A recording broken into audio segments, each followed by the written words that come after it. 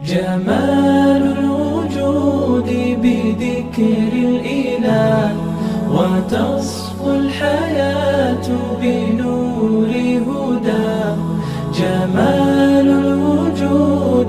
حضور صلی اللہ علیہ وسلم جہاں سے گزر جاتے تھے لوگ پہچان جاتے تھے کہ اللہ کے نبی صلی اللہ علیہ وسلم یہاں سے گزرے.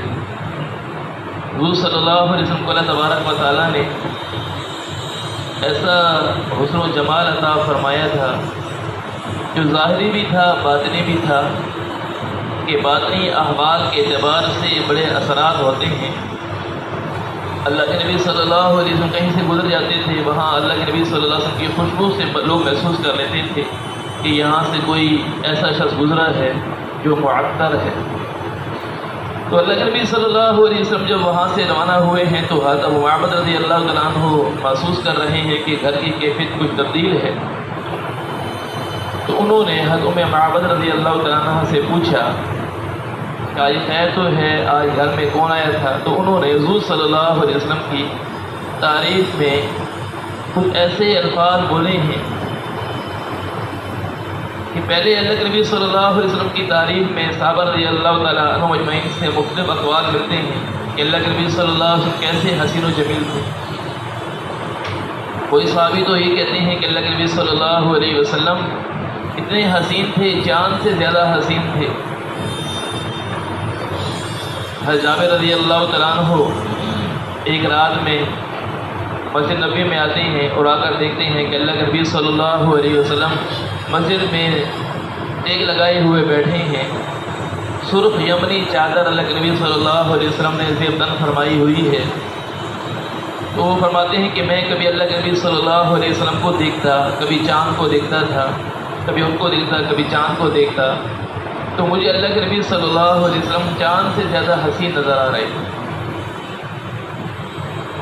اور بعض محدثین نے تو یہاں تک فرمایا کہ حضور صلی اللہ علیہ وسلم کی تعریف میں کہ صحابہ تو یہ کہا کرتے تھے کہ اللہ کے نبی صلی اللہ علیہ وسلم کے حسن و جمال سے چاند کو روشنائی ملی. چاند کو جو نور ملا ہے وہ اللہ کے نبی صلی اللہ علیہ وسلم کے حسن و جمال سے ملا. یہ حضور صلی اللہ علیہ وسلم کی تعریف یوں اس انداز میں کیا کرتے تھے. تو اللہ کے نبی صلی اللہ علیہ وسلم کی تعریف میں مختلف اقوال صحابہ رضی اللہ تعالیٰ عنہ مجمعین سے ملتے ہیں.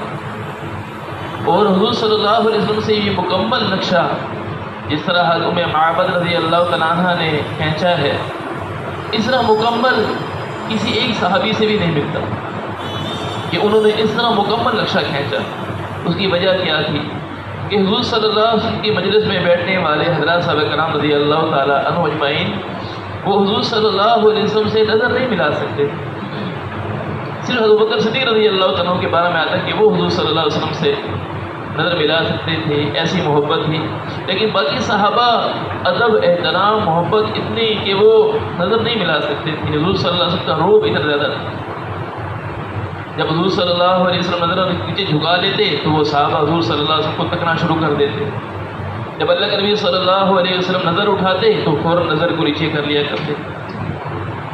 اور اللہ کے نبی صلی اللہ علیہ وسلم کے بارے میں آتا ہے کہ آپ صلی اللہ علیہ وسلم میں شرم و حیا گنواری لڑکیوں سے بھی زیادہ تھا. اس لیے اللہ کے نبی صلی اللہ علیہ وسلم کے بارے میں آتا ہے کہ آپ صلی اللہ علیہ وسلم عام طور پر یعنی ایک تو ہے کوئی بندہ بات کرتا ہے تو اللہ کے نبی صلی اللہ علیہ وسلم پورا متوجہ ہو کر ان کی بات کو سنتے، لیکن ویسے عام حالت میں اللہ کے نبی صلی اللہ علیہ وسلم کا نکیوں سے دیکھا کرتے تھے. شرم و حیا اتنا زیادہ تھا. تو ایک نور تھا حضور صلی اللہ علیہ وسلم کی پیشانی مبارک سے چلتا تھا، وہ ناک پہ پہنچتا، وہ پھر نور اوپر چڑھتا، پیشانی مبارک پہ چلا جاتا، پھر نیچے آتا، پھر اوپر. تو حضرات صحابہ کرام رضی اللہ تعالیٰ عنہ مجمعین اس نور کو دیکھتے رہتے تھے کہ اب نور کہاں جا رہا ہے، اوپر جا رہا ہے یا نیچے آ رہا ہے. اور حضور صلی اللہ علیہ وسلم کے جسم مبارک کے بارے میں آتا ہے کہ ایسا اللہ تبارک و تعالیٰ نے حسین بنایا تھا حضور صلی اللہ علیہ وسلم کو کہ کبھی آپ نے دیکھا ہو پتے کے اوپر جب پانی گرتا ہے تو کیسے وہ بل کھا کے نیچے گرتا ہے. اللہ کے نبی صلی اللہ علیہ وسلم کا جسم مبارک ایسا صاف شفاف تھا، پسینہ ایسے گرا کرتا تھا.